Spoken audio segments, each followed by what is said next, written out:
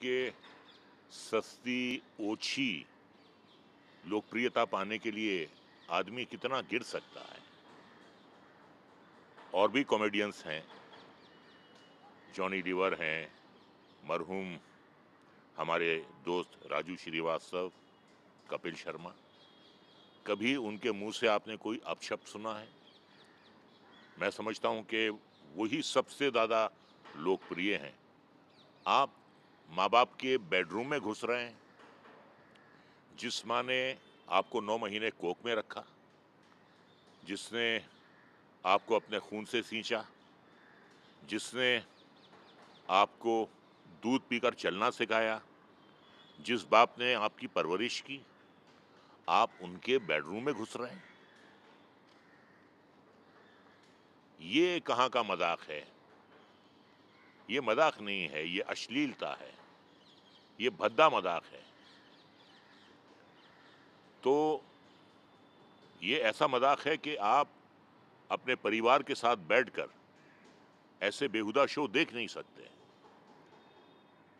और पूरा देश जो है आश्चर्यचकित है कि ये क्या है? ये इसे ह्यूमर कहते हैं, इसे मजाक कहते हैं, इसे हंसाना कहते हैं। मैं समझता हूं कि कुछ कसूर हमारा भी है कि कई सालों से हम सहते आ रहे थे ये सब।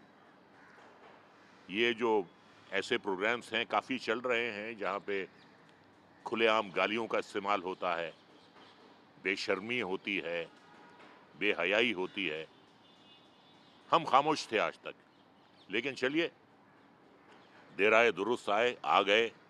लोगों ने इसको नोटिस किया और इसके खिलाफ अब कार्रवाई हो रही है और कार्रवाई शुरू हो गई है।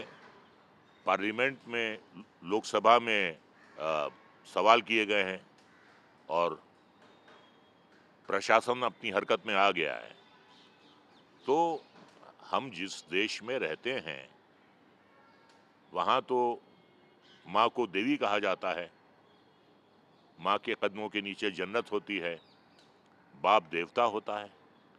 आप सिर्फ थोड़ी देर के लिए तालियां या हंसी बटोरने के लिए आप माँ बाप के बेडरूम में पहुंच जाते हैं और उनके बारे में इतने अश्लील शब्दों का इस्तेमाल करते हैं और बाद में आप माफ़ी मांग रहे हैं।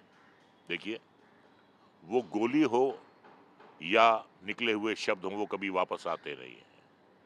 और ये जो कुछ भी हुआ है, ये जो हमारा मुल्क का कानून है, इसके खिलाफ है। ये आपको अगर फ्रीडम ऑफ स्पीच का हक दिया गया है, तो उसका मतलब नहीं है कि आप गालियां दे रहे हैं, आप अश्लीलता फैला रहे हैं और आप किसी का चरित्र हनन कर रहे हैं, और वो भी अपने माँ बाप का कर रहे हैं।